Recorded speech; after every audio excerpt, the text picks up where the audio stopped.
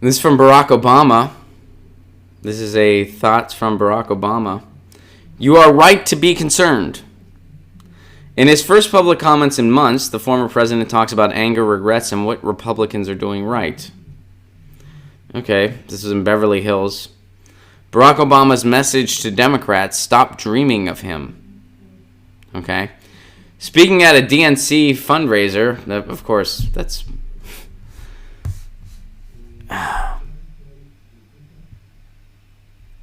Why would he speak anywhere else?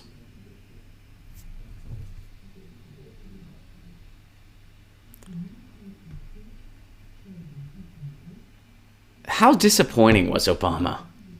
I'm sorry. I had tears in my eyes in 2008 when he won. Just because people were so happy and so hopeful. And I was among them. Even though, and I feel like I was a little more grounded about it than most. I mean, people were saying he's going to be our FDR. And I was like, no, he's not. I supported Kucinich in the primary. Kucinich was my guy. Because Kucinich supported single payer, Obama didn't.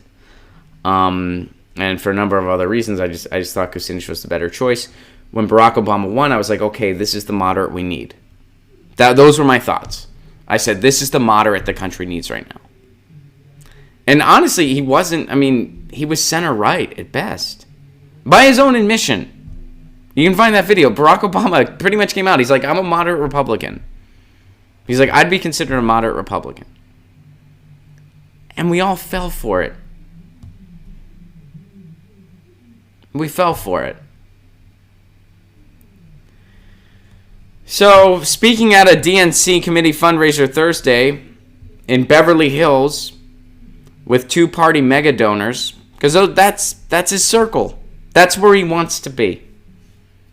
He doesn't want to talk to you or me. He doesn't want to talk to communities. He wants to talk to donors. He wants to go to other countries and shame the voters here in the U.S. He wants to go hang gliding.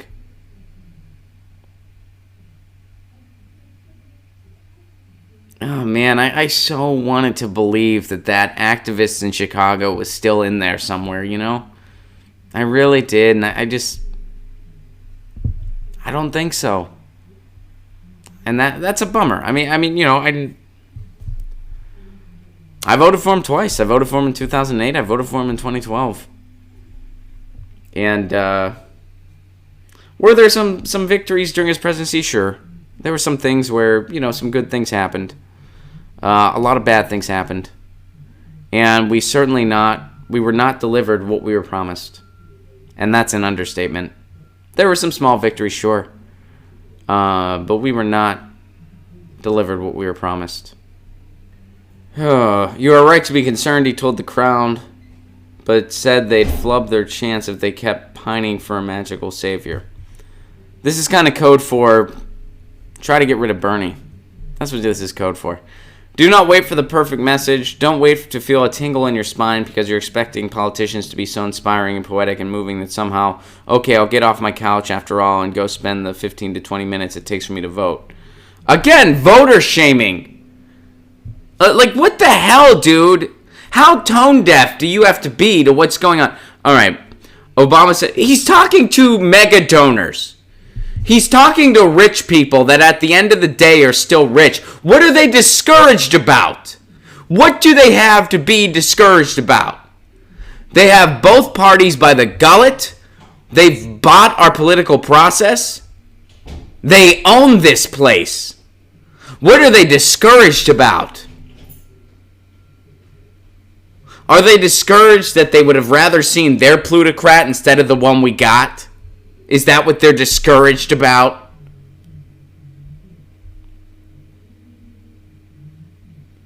They're going to yell at us and tell us how we have to put our bodies on the line to resist from their gated communities?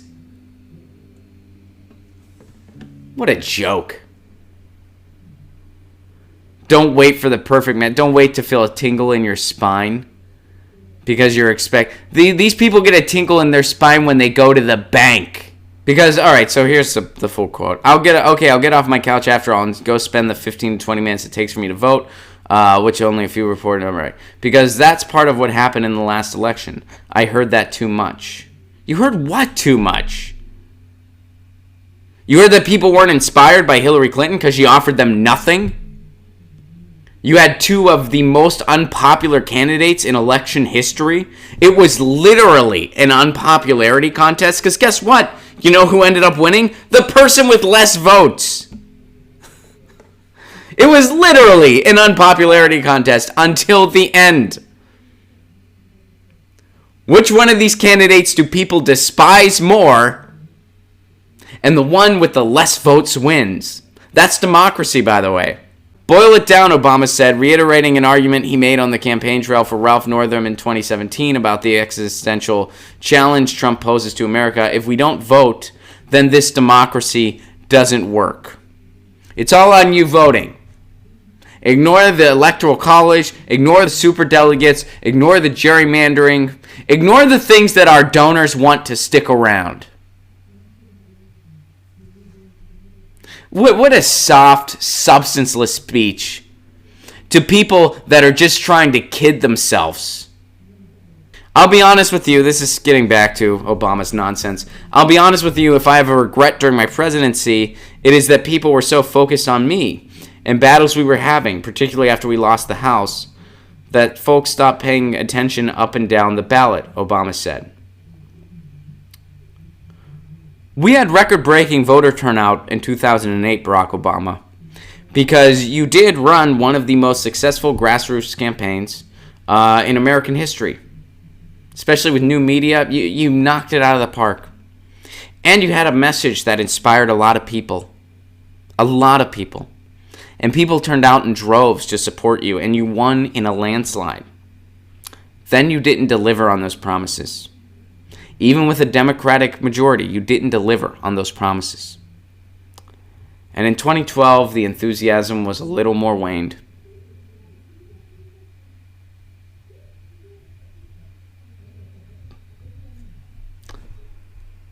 Obama stuck to his routine of never saying President Donald Trump's name in public. Okay.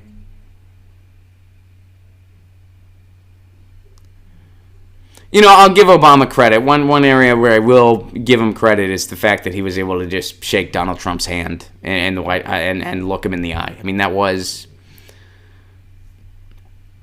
something I can't take away from the guy. Because if I was him, I don't think I would have been able to do that. To be totally honest with you, if I was Barack Obama and it was Donald Trump. But anyway, I don't want to get into all that. He did not specifically discuss immigrant families being separated at detention centers. He didn't discuss the travel bans, rulings from the Supreme Court. Teed up gently but directly was DNC Chairman Tom Perez, who was seated next to him on a small stage asking questions to prompt the discussion. He dodged a question about Anthony Kennedy's retirement. Yeah, they don't want to talk about it because they're probably just going to bend over for Trump again like they did with Neil Gorsuch. Democrats went along with that. Enough Democrats that it wasn't a problem. The same thing's probably going to happen this time. Why? Because you have these corporate Democrats that assist Trump. You have your Joe Donnellys. You have your Joe Manchins. You have your Claire McCaskills, and they don't even have to hide it. Why? Because blue no matter who people help keep them around. It's so backwards. Ugh. Yikes. This is such a dumb speech. The event was the first of 3 fundraisers Obama is doing in California this week. Oh, where are the other ones? He'll be doing something for the DCCC and the National Democratic Redistricting Committee. Boy, oh boy. This is Mick resistance at its finest.